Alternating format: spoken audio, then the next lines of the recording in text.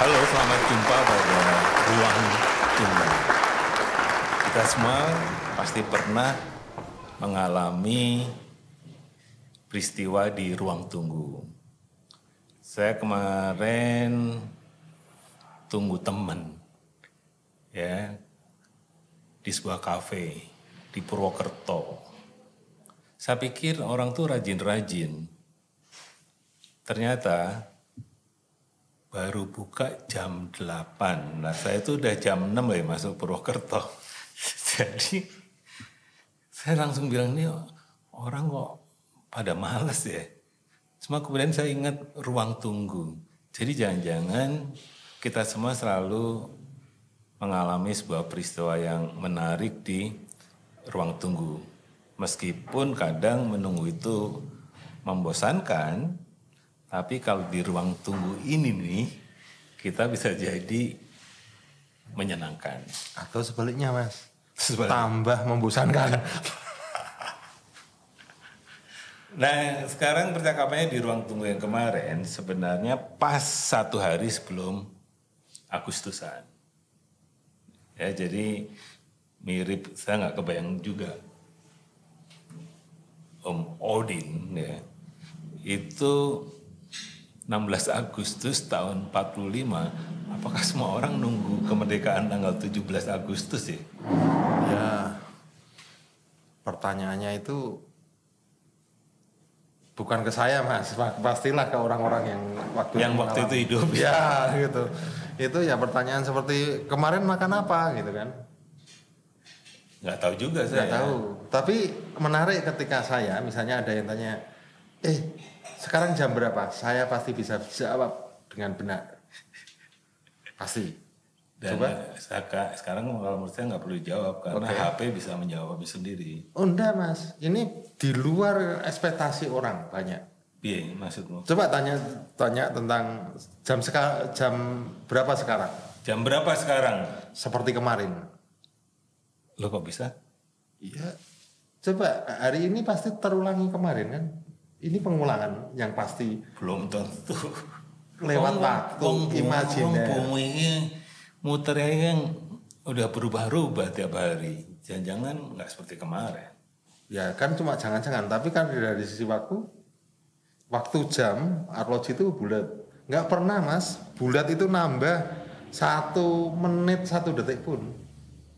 Oke, tapi kalau itu tambah mumet, tambah bosan, saya pikir tadi mau ngomongin apa? Nah ini ya di ruang tunggu itu pertama problemnya nggak ada manualnya. Jadi kita akan banyak ketemu orang kayak Odin. Dia bisa jawab sekenanya dan saya juga bisa menjawab sekenanya juga. Nah kali ini obrolan di ruang tunggu itu kita ngomongin apaan sih merdeka? Apa, Din? Kamu bisa jawab nggak itu kata, apa itu merdeka? Ini mungkin kalau ada 3 sih, Mas. Kalau misalnya saya tidak bisa jawab, pastilah saya call a friend. Kalau enggak, saya 50-50 gitu kan. Nah kalau enggak ya sudah salah gitu aja yang ketiga. Kamu kok niru-niru 1 million, apa sih itu, dolar? Mas tahu dari mana? Ya no kayak ngone. Suruh nanya, call family lah, call siapa gitu untuk bantu jawab. Iya, enggak juga sih, Mas, karena jangan punya referensi sana. Kalau semisal orang itu kemudian, saya belum mengenal gitu, kan bisa jadi itu genuine bagi dia, tapi ternyata tidak. Seperti hanya menjawab, tadi kamu menjawab disuruh merdeka itu apa gitu. Kemungkinan pastilah sudah ada di dictionary, di treasure, atau apa, teasure atau apa itu. Tidak jawab, Mas. Teasure itu ya. Itu ya independent, freedom, dan lain sebagainya. Tapi independent ini yang seringkali kita independent day. Cuma saya hanya mengantarkan pada padanan kata. Nah mungkin Mas Dhani bisa melihat padanan kata ini mengandung makna apa? Kalau saya tuh kepikiran gini ya, itu kan kata merdeka ya, untuk bangsa Indonesia nih. Oke. Itu kan munculnya 40 tahun sebelum tahun 45 ya. 40 tahun? Sebelum tahun 45. Sebentar. Logika saya harus saya benahi dulu. Ya kan 1905-an gitu ada ide tentang Indonesia merdeka gitu. Bukannya 1928? Itu kan Sumpah Pemuda aja. Lantas yang 1905-nya apa? Ya tadi ada ide tentang merdeka tadi, tentang ide belum tahu merdeka apa, tapi bahwa kemudian muncul partai, muncul organisasi-organisasi yang mengupas tentang kemerdekaan Indonesia. Oke. Ya ini kita asumsikan aja, bisa benar bisa salah juga. Ya. Nah yang kedua itu kan kejadian merdekanya kita asumsikan juga tuh tahun 45. Ya sekarang udah 78 tahun. Tapi yang menarik kan sampai usia 78 tahun setelah merdeka pun, merdeka itu masih jadi pertanyaan gitu. Ya. Merdeka atas apa? Oke. Ya kan masih seolah-olah tuh kan udah 78 tahun lalu merdeka, ngapain kita bahas lagi sih gitu. Saya pikir kok ini nggak Mas, kalau dari sisi biologis manusia sekarang, waktunya pikun juga bisa Mas. Iya kan? 78 tahun itu coba udah gemetaran, tremor gitu bayangannya ya. Kecuali yang tidak gitu kan. Lupa mungkin Mas. Jadi sebenarnya kalau gitu, si merdeka tuh kita coba ya brolin dulu ya. Merdeka atas apa sih yang sebenarnya yang dipercakapkan orang di sini gitu? Waktu dulu atau waktu sekarang? Ya sekarang lah, kita ngobrolin sekarang tuh kenapa mereka dibicarakan, karena dulu ya, saya itu waktu kecil kalau nonton film, itu film Ratapan Anak Tiri itu di gedung bioskop namanya gedung bioskop Merdeka. Ya. Kemudian waktu kuliah itu harus naik bemo, angkot, itu saya selalu naik bemo yang jurusannya Merdeka. Jadi merdeka ya sampai sekarang merdeka gitu. Nah sekarang pertanyaan merdeka atas apa sih yang sebenarnya masih menjadi pertanyaan ya banyak orang itu. Kalau ke banyak orang tentunya nanti tanya ke orang lain ya Mas. Tapi kalau minimal menurut aku gitu. Menurut kamu ya? Ya ini ya sebatas merdeka dari sesuatu yang kita anggap membelenggu. Misalnya gini, kita berpakaian ini kalau kita anggap belenggu, copot kok Mas. Bisa saja kan? Gundal gandul gitu. Aku tuh kelingan itu dulu. Ya, beberapa teman aktivis itu kita diundang ke Bandung, naik bus dari Jakarta ke Bandung. Dulu belum ada tol kan, berarti lewat puncak, lewat Bogor puncak. Nah ternyata sekitar jam 9 malam itu ada penumpang itu banyak penumpang itu merokok. Nah teman saya yang aktivis ini berdiri langsung teriak-teriak, stop merokok. Orang nggak ada yang berhenti merokok. Karena saya sesak nafas gitu tadi membelenggu tadi kan. Hentikan rokok. Nggak ada juga yang menghentikan rokok. Mereka berhasil. Saya juga merdeka untuk merokok di ruangan ini. Yang dilakukan itu adalah dia secara ekstrim membuka semua jendela bus. Karena nggak ada AC kan zaman itu ya. Jadi dibuka anginnya keluar ini, terus dia ngelarang apa nih? Jangan ditutup. Oh, jadi terjadi ketegangan.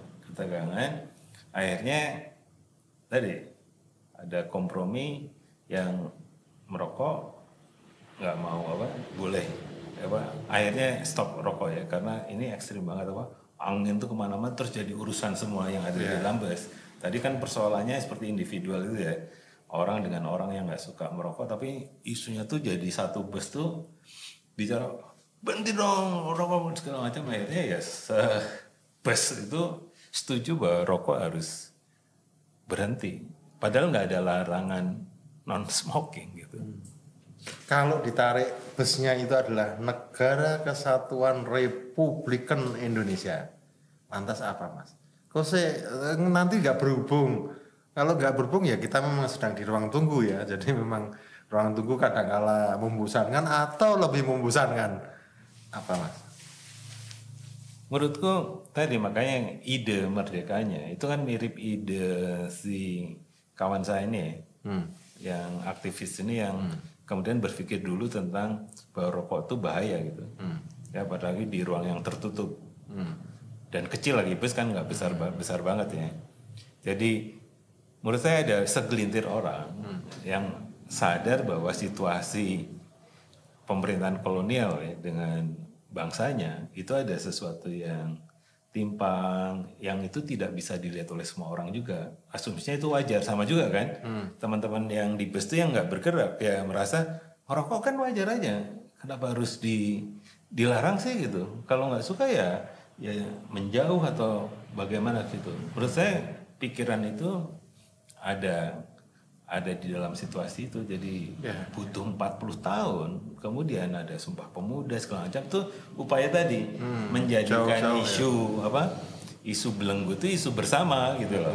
Kamu boleh nggak sih pilih pemimpinmu, kamu boleh nggak sih gitu, jualan di sini boleh nggak sih nggak bayar pajak gitu ya. Tapi ngomong-ngomong gitu tadi Mas sampel yang hampir saja saya tuh mau komentar gini, ya udah lepaskan aja napasmu kalau itu sesak karena belenggu kan, bisa jadi kan solusi. Tapi waktu itu nggak ada yang menyolusikan gitu ya. Wah, ada lah. Waktu zaman itu aja orang Serius semua ya pasti ya. karena non smoking atau ruang AC itu nggak banyak pada masa itu. Oke. Ya, jadi kalau sekarang kan AC sebagai alasan ya, sebagai kondisi eksternal yang mau tidak mau ya nggak boleh lah merokok di ruang AC, sehingga ada ruang-ruang khusus yang ada AC-nya tapi orang boleh perokok. Jadi aneh juga ya. Iya. Di ruang merokok itu boleh ada AC-nya? Enggak kalau yang di balai kota. Balai kota itu kayak di stasiun ya Mas. Juga ada semacam cuma ruang merokok gitu. Cuma kita jauh dari akses lainnya.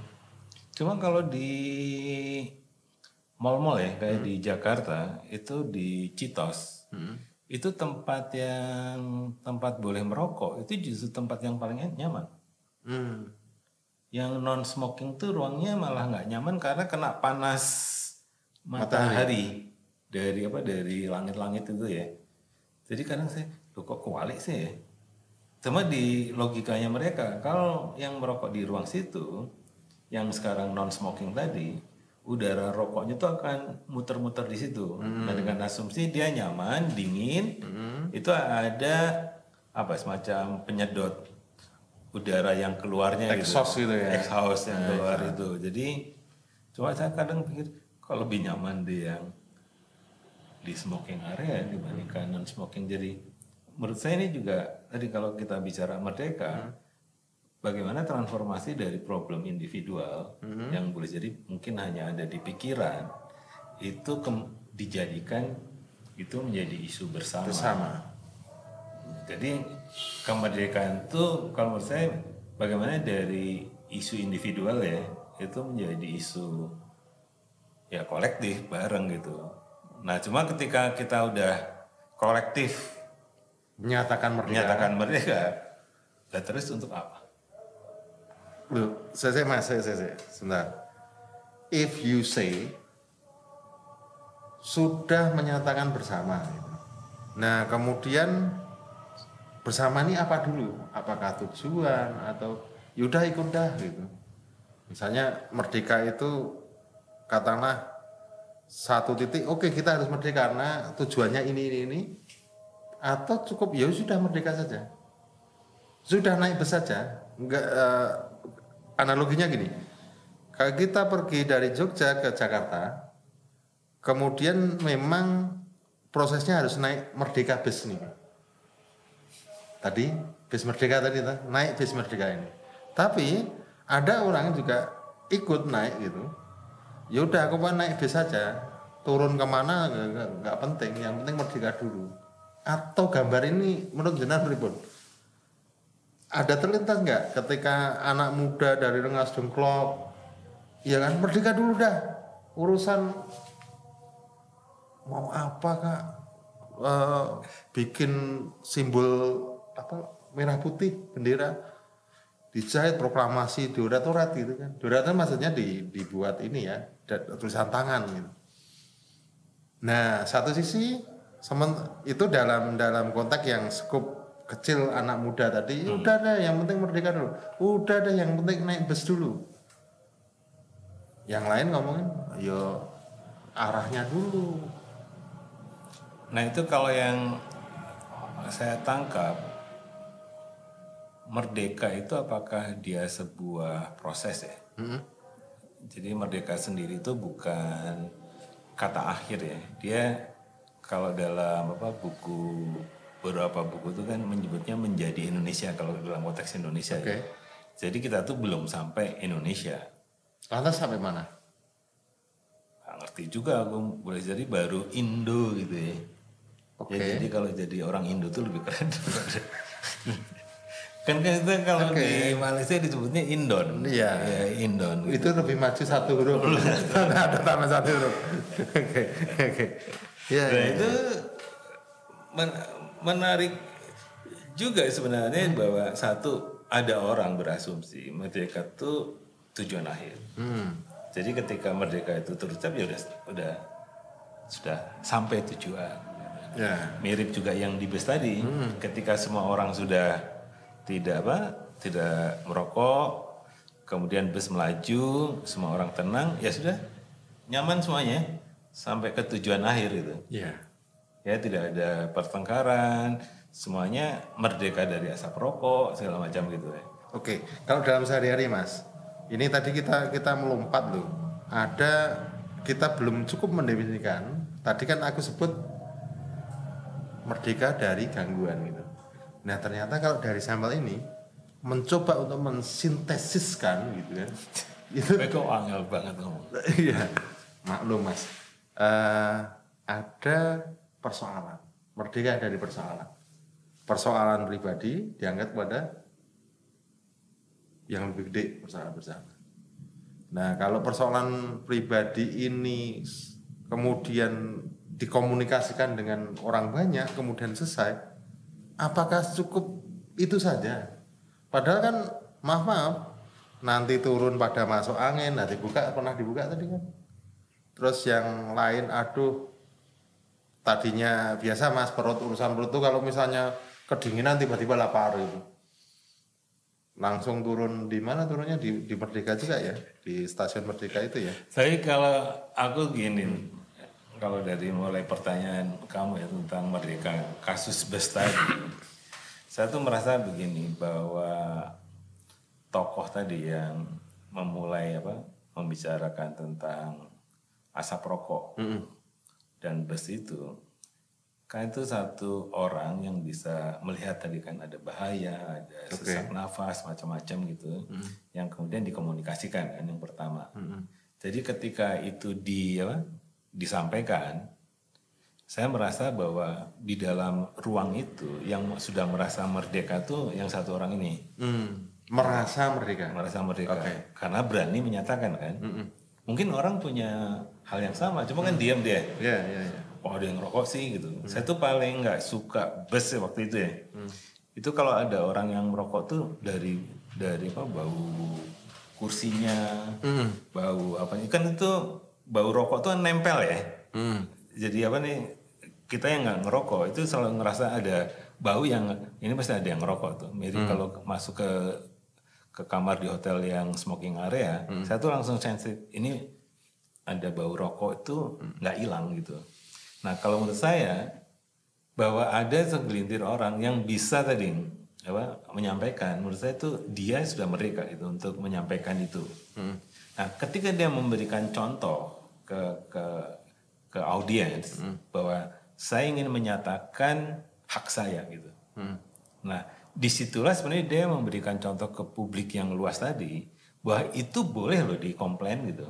Itu boleh dong dikeluarkan gitu. Nggak harus tadi kok kamu siapa sih segala macam tuh. Nah bagi saya sebenarnya adalah merdeka pertama tadi adalah bebas untuk menyatakan tadi pendapatnya, haknya, yang kemudian berargumentasi gitu. Nah kalau itu saja ya, itu bisa mulai menurut saya itu kemerdekaan yang luar biasa bahwa semua orang bisa menyatakan kalau haknya dilanggar ya bicaralah gitu. Dan jangan sampai ada ketakutan untuk nanti jangan-jangan saya ditangkap ya, jangan-jangan saya di blacklist, jangan-jangan saya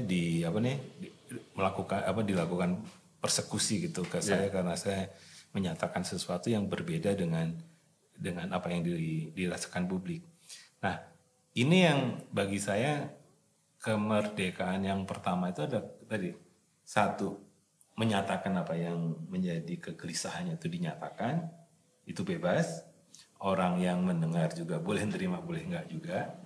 Tapi yang di bus itu bagi saya adalah bahwa akhirnya bus itu kan damai ya sampai ke terminal gitu. Bagi saya kemerdekaan yang lain adalah bahwa peristiwa di bus itu akan memberikan contoh ya kepada audiens publik kalau kalian suatu saat mengalami situasi ya yang sama, ya lakukanlah advokasi gitu bersama gitu. Ternyata nggak bahaya kok, ternyata keren juga kok gitu.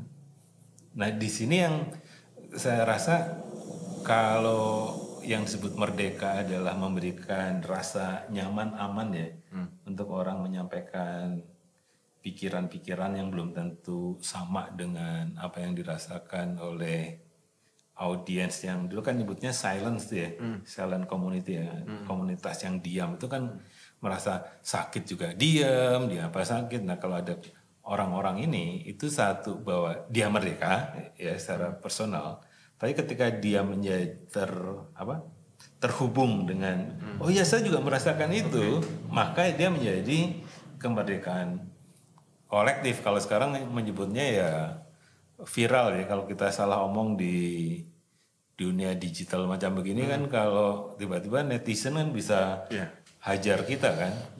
Nah kemudian kalau itu dibebaskan ya tanpa harus ada rasa takut, bagi saya ya per definisi tentang kemerdekaan itu sudah terjadi. Oke, Mas, pengalaman dari bus tadi itu kan muncul nih orang yang nggak suka yang merokok tentunya di kasus itu ya. Kemudian mereka itu menggerutu nggak ketika turun? Waktu itu aku udah nggak peduli lagi. Yang paling penting satu, saya mengamankan teman saya itu jangan sampai digebukin orang gitu kan. Ya, kan itu peluang ruangnya kita nggak tahu juga gitu loh. Kalau ada orang yang juga merasa punya yang merokok itu punya power misalnya, yang punya busnya gitu misalnya atau segala macam, kita nggak tahu juga gitu. Kalau mungkin dia punya power, ada sesuatu yang akan terjadi berikutnya ya, mungkin ada kekerasan ketika bus ini kamu nggak sopan banget sih nyuruh gitu-gitu ya. Orang merasa malu. Tapi itu tidak terjadi waktu itu ya. Tapi itu peluang bahwa ketika di masa ini juga terjadi kan. Kalau kita salah ngomong, orang juga bisa pertama publik serang kita, tapi juga kalau dia punya power, itu juga bisa melakukan sesuatu loh kepada kita gitu. Nah apakah di dalam zaman kemerdekaan itu ruang-ruang inilah yang sebenarnya harusnya diatur ya, jangan ditutup. Jadi kalau saya tangkap di beberapa negara yang demokratis itu kan memang belajarnya lama ya. Untuk orang pertama menyampaikan pendapatnya juga argumentatif gitu ya, bukan hanya Waton Suloyo. Ya, jadi dia juga ada argumentasinya, ada caranya juga, kemudian prosedur itu diatur juga ya. Misalnya kalau di beberapa negara itu asal kamu ngomel apa aja ya nggak akan dihukum, kecuali kamu mukul orang ya baru kena hukum gitu loh. Jadi perkara berbeda pendapat, berargumentasi sebenarnya itu harus, kalau menurut saya harus dilatih ya. Harus dilatih, bukan seperti langsung jatuhnya itu klaim moral, klaim kok nggak sopan sih, bukan itunya. Tapi ketika sementara kamu berargumentasi berbeda pendapat, hanya tadi jangan lakukan kekerasan, jangan lakukan beberapa hal yang itu bisa mencederai orang gitu. Nggak salahnya ngomong aja sih kalau menurut saya, nggak apa-apa ya. Iya. Artinya juga membuka peluang untuk menemukan pikiran lain. Cuma gini Mas, kembali ke topik merdeka tadi. Kalau kita hubungkan yang pertanyaan yang kedua Mas. Merdeka terus ngapain gitu. Padahal satu orang melihat ini sebagai tujuan merdeka. Kenapa sih gini-gini terus bau kaki? Nah, itu Mas, apa tujuan? Tujuan sebagai, maksudnya gini, ketika kita melihat bahwa oh prosesnya itu sebagai tujuan tapi ini sebagai proses. Nah, komunikasi kepada ini tuh belum berakhir loh. Setiap masyarakat punya belenggu atau persoalannya terus menerus dari pribadi-pribadi, bahkan ya nggak mungkin kan masyarakat itu diam statis gitu, tapi rubah terus secara tubuh saja. Konon katanya 2 hari sekali sel kita rontok gitu kan. Betul tuh, jangan-jangan Odin yang sekarang tuh bukan Odin yang dulu. Iya, aku yang dulu lah, bukanlah yang sekarang gitu. Ya. Kalau ditanya merdeka untuk apa, saya sebenarnya harus juga merefer pada pekerjaan sehari-hari saya. Sebenarnya saya nggak pengen cerita, cuma kalau di ruang yang saya bantu ya untuk proses dialog, itu kan memang membantu orang satu latihan untuk menyampaikan apa sih yang menjadi satu minatnya misalnya, menjadi masalahnya, menjadi isunya. Itu semua orang harus latihan menyampaikan gitu. Nah latihan ini saja bagi seluruh ya bangsa ini nggak semua bisa loh ya. Karena ada budaya yang kemudian karena kamu masih muda jangan ngomong dong gitu. Atau kamu perempuan jangan banyak omong dong gitu. Yang kemudian akhirnya memang di society itu di masyarakat ada situasi yang inequality ya. Ya jadi itu yang nggak adil gitu. Jadi kalau yang ngomong laki kadang dianggap benar, tapi kalau udah ngomong perempuan miskin lagi dianggapnya kamu tuh gak berpendidikan atau macam-macam yang idenya jadi nggak diterima gitu. Nah saya satu ingin kalau untuk apa? Satu latihan untuk orang tuh berani menyampaikan pendapatnya. Itu mulai dari yang sangat mikro, meso sampai yang makro silakan gitu ya. Harus dibuat Satu. nyaman gitu. Nah yang kedua adalah tadi mulai belajar tentang saling memahami. Jadi kalau saya nggak setuju dengan pikiran orang tuh, ya saya tidak langsung pengen ngotot bahwa pikiran saya yang benar gitu. Tapi saya harus belajar memahami orang itu apa sih yang dipikirkan gitu. Oke. Kok sampai punya pikiran seperti itu ya? Kan tuh tiap orang beda-beda ya. Iya. Nah kalau ini ada keanekaragaman semacam ini, itu yang memungkinkan kita tadi yang di bagian yang ketiga kan akhirnya toh harus ada solusinya.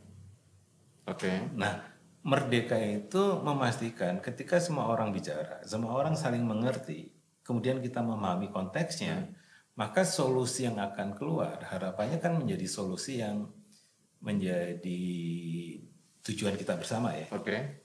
Nah, disitulah yang kemudian orang bisa melakukan voting atau macam-macam ya kalau di parlemen dan sebagainya sebagai cara demokratis. Tapi saya cenderung ngedorong orang ke musyawarah untuk mufakat. Mufakat. Mufakat. Okay. Jadi maksudnya kalau zaman sekarang ya menjadi solusi yang inklusif lah gitu. Karena semua orang merasa terlibat di dalam proses pengambilan keputusan itu. Nah di sini saya belajar untuk menjadikan sebuah society atau masyarakat seperti itu, yaitu butuh tahapan tadi. Bahwa semua orang tuh latihan bicara. Misalnya saya pernah mengusulkan gimana ya kalau di sekolah-sekolah pedalaman itu karena alat nggak ada, internet sinyal nggak ada, ya. Kemudian guru juga kualitasnya pas-pasan, infrastruktur belajarnya juga nggak selengkap kota gitu loh. Nah kalau menghadap ini semua kan kalau kita bangun empat-empatnya aja biayanya mahal banget. Kalau nggak ada biayanya gimana? Saya kadang mengusulkan tadi latihan menyampaikan pendapat. Oke. Ya dengan latihan menyampaikan pendapat tuh orang terlatih kan. Kalau enggak kan orang suka salah ya pada saat menyampaikan pendapat aja belepotan gitu. Padahal kalau di parlemen Australia kita pernah main-main ke kantor parlemennya itu di setiap ruang sidang tuh ada jam. itu nyala kalau orang mulai bicara. Nah waktunya tuh hanya 3 menit. Jadi para senator itu hanya boleh ngomong tuh 3 menit. Jadi kalau waktunya 0 ya dia berhenti meskipun idenya belum selesai. Kayaknya kita harus pasang nih khusus Mas Doni nih biar tapi 1 menitan. gini Mas Doni, tadi ngomong tentang ini ya, tentang budaya, mulai dari budaya yang menghambat perempuan begini. Pada satu sisi budaya kan budaya lokal terutama ini kan penyusun budaya nasional. Nah ini kan ada satu hal yang kontradiksi integrum gitu kan, apa ya, tabrakan plek adu banteng. Nah terus bagaimana ininya ketika panjenengan ngomongin ini ada sesuatu, kita harus merdeka tapi jenengan juga akan masuk ke sisi lain yang kayak gini Mas, pertukaran ini harus saya merdeka sebagai pribadi, sebagai bangsa gitu. Lantas saya kehilangan identitas saya karena saya harus menghormati yang lebih tua. Itu komprominya atau gimana? Atau tidak ada kompromi? Atau gimana? Kalau makanya di sini kan bicara tentang power ya, kekuasaan atau ya kekuatan dari orang itu. Jadi ini kan latihan yang pertama ya, latihan untuk siapapun nih. Kaya, miskin, pinter, bodoh, laki, perempuan, keren, keren kok gini ya, gini ya keren gitu. Jadi semua orang satu latihan itu dulu. Ini latihan ini yang kalau menurut saya butuh waktu. Ini yang saya pernah ngobrol dengan teman dari Inggris ya, ketika ada sebuah peristiwa kecil itu bahwa ada ibu-ibu jatuh di jalan di jalan, kemudian semua orang tuh melihat mengelilingi gitu, tapi nggak ada yang bantu. Karena di Inggris ada peraturan yang boleh membantu adalah orang yang punya sertifikat. Terlatih, nggak boleh semua orang tiba-tiba ngangkat. Semua tuh hanya nungguin gitu sambil nanyain, are you okay gitu. Tungguin sampai kalau nyaman beri, baru orang bubar. Tapi orang semua mengamati gitu. Ya. Kalau kemudian nggak itu baru kemudian ada orang yang mau manggil, adakah dokter di sini gitu. Adakah orang yang tadi berhak gitu. Ada nggak dokter di sini ini butuh. Baru orang tadi sebelum bantuan dari dari National Health Support Systemnya itu datang ya, itu yang dilakukan. Nah, pertanyaan saya sebenarnya adalah untuk mencapai masyarakat seperti itu gimana caranya? Oh itu panjang sekali Dani, gimana ceritanya? Jadi ternyata mereka itu belajar dari kelas 0 sampai kelas 12 atau 13 itu yang dipelajari namanya soft skill. Soft skill itu ya cara bicara, kalau nggak setuju menyatakannya gimana, kalau mau mengkritik gimana, itu soft skill semua. Jadi mereka kenapa anak-anak muda Inggris berani misalnya ada Perdana Menteri mau protes, ya protes aja gitu. Bukan soal sopan. Saya sebagai warga negara berhak mengkritik Anda. Gitu. Jadi perbedaan itu memang, dan cara mengungkapkannya memang terlatih selama sepanjang hampir sampai muda tadi, umur 18 tahun gitu. Nah setelah itu baru belajar sains. Jadi selama sampai ke SMA tuh nggak belajar sains atau social science, yaitu belajar tentang soft skill tadi. Cara berargumentasi, cara membaca, cara segala macam itu. Nah, ketika ini terlatih, ini kan masyarakatnya menjadi nyaman ya. Kalau ngomong tuh nggak setuju, ya ngomong nggak setuju. Nah, yang jadi penguasanya ini, yang power over tadi, itu juga harus dilatih. Jangan baperan dong kalau dikritik oleh oleh warganya gitu. Ini yang kemudian ya ada punya cara berargumentasinya gitu. Nah, pada satu puncak tertentu boleh jadi ada problemnya jadi problem hukum kan? Kalau di sini itu istilahnya antara kritik dan menghina gitu. Nah, itu juga ada gitu. Nah, jadi makanya pengetahuan masyarakat, pengetahuan hukumnya juga harus ini, ya. Kemudian juga keberanian itu ada, pihak yang berkuasa juga tahu tentang sistem ini, sehingga tidak saling memanipulasi power lah maksud saya gitu, power. Oh kamu itu udah penghinaan atau ini unsurnya ya bukan gitu. Kalau udah gitu kan orang karena powernya dimainkan bisa mempengaruhi kolektif juga kan bahwa wah saya jadi takut dong kalau begini. Mendingan nggak ngomong. Mendingan nggak ngomong. Tapi sebentar Mas, salah. ada yang mendasar yang perlu ditanyakan. Saya tuh jadi heran. Tadi kan Mas Dani bercerita teman itu ketika tanya, bagaimana bisa itu terjadi? Itu ngomong ceritanya panjang, tapi enggak tuh. Sebentar Pak, Mas Dani itu berapa menit tadi? Kalau prosesnya panjang mungkin ya, tapi ceritanya panjang. Enggak prosesnya juga. panjang. Oke. Itu yang mendasar karena yang lain enggak yang itu udah ada. Ya artinya sebenarnya kalau dalam konteks Indonesia merdeka itu kan kemudian memilih menjadi masyarakat yang demokratis gitu kan. Tahun 98 kita menyatakan jadi sistem negara ini menjadi sangat demokratis itu. Nah, demokratis ini yang harus belajar gitu. Jadi bukan soal demokratis elektoral kan, yang hanya pada saat pemilu habis itu menindas juga gitu. Nah ini yang kadang oleh siapa yang mendidiknya gitu loh. Kalau di sekolahnya sendiri strukturnya belum berubah, di rumah itu kan kalau syukur-syukur di yang kota terdidik kemudian mau milih makan malam aja kan ditanya kita mau makan malam kemana, semuanya berpendapat. Ya kalau tetap kita wah maunya gudeg, bapak maunya gudeg aja ya terus itu kan enggak. Jadi gimana yang disebut merdeka itu juga dilatih untuk bisa memilih, kemudian mengambil keputusan di keluarga-keluarga ini yang kemudian itu bisa tercermin. Saya aja semua soal milih warung aja demokratis gitu. Lah ini kita ngomong yang lebih penting untuk bangsa ini kok bisa ditentukan oleh 1-2 orang saja ya gitu. Ya. Memang kadang-kala muncul gini Mas, kalau ini hal-hal lain ya. Oh itu kan pilihan saya. Kenapa aku yang lakoni Mas? Maksudnya aku yang lakoni. Seringkali ya. Misalnya gini, bahwa saya ya akan menikah dengan si A atau si B gitu. Ini keluarga besar nih sudah ribut nih, ya toh. Oh jangan gini, lihat bobot, bebet. Terus anak muda gitu bilang, kan yang ngelakoni saya.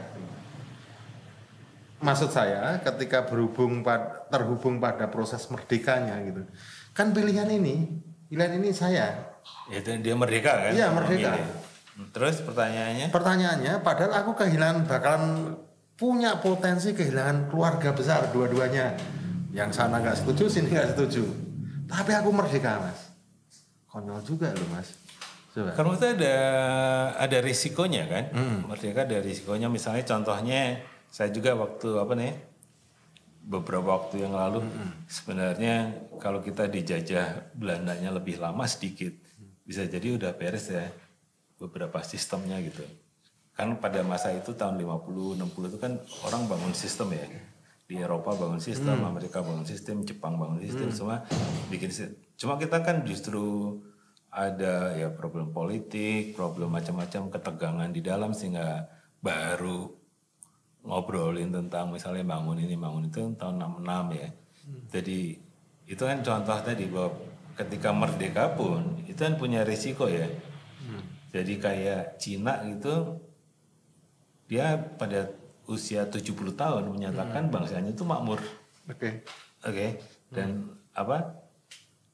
presiden mereka menyatakan ya bahwa Cina mampu kemarin data terakhir itu mengentaskan 850 juta orang miskinnya gitu. Nah jadi mereka sih tujuan revolusinya itu dinyatakan bahwa dia berhasil gitu. Berapa juta orang yang dientaskan kemiskinan sebagai janji dia kenapa bangsa ini dibangun. Ini kan sama juga kan. Kenapa kita merdeka terus membangun si negara ini. Kan kata Bung Karno menyatakan ini negara diciptakan bukan untuk orang perseorang gitu ya. Tapi ini untuk semua.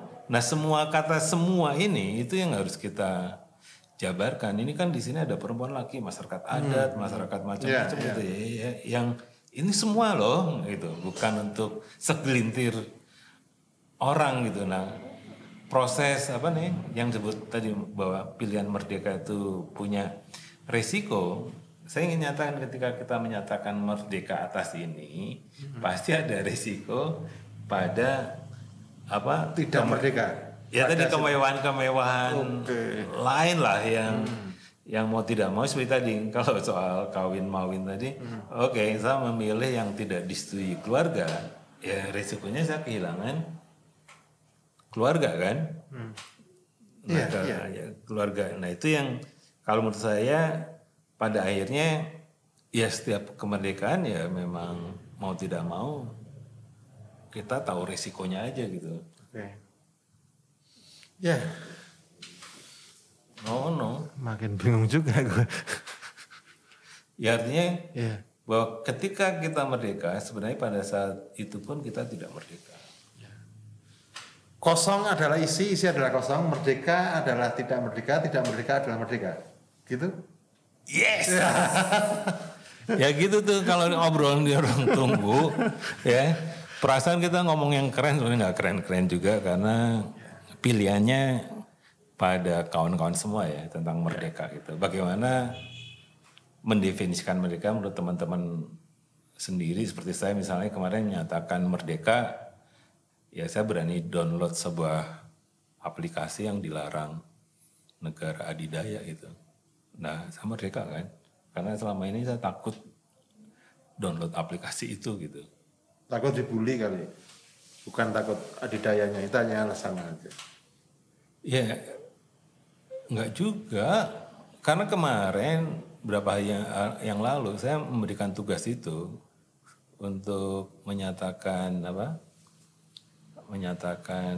menggunakan aplikasi itu semua peserta menolak. Loh kenapa? Soalnya dia nggak boleh ya. Terus ya benar lah berarti sesuai dengan saya nggak juga cuma ada satu faktor yang saya pengen belajar ya saya langsung menyatakan benar saya download ya. Sekarang dalam proses mempelajarinya gitu. Ya boleh jadi ketinggalan ya, cuma bagi saya itu saya menyatakan ya saya coba aja. Ya sampai akhirnya belum suka juga, cuma saya pengen eksplorasi ini. Ya. Jadi maksud saya merdeka itu implikasinya ya mengeksplorasi kemerdekaan itu untuk apa gitu loh. Bukan soal downloadnya ya. Tapi kita mengeksplorasi itu untuk apakah saya bisa memanfaatkannya untuk kemerdekaan saya atau lalu sadar nggak perlu juga saya lebih nyaman yang pakai ini ya boleh aja kan. Oke. Kayaknya tuh merdeka.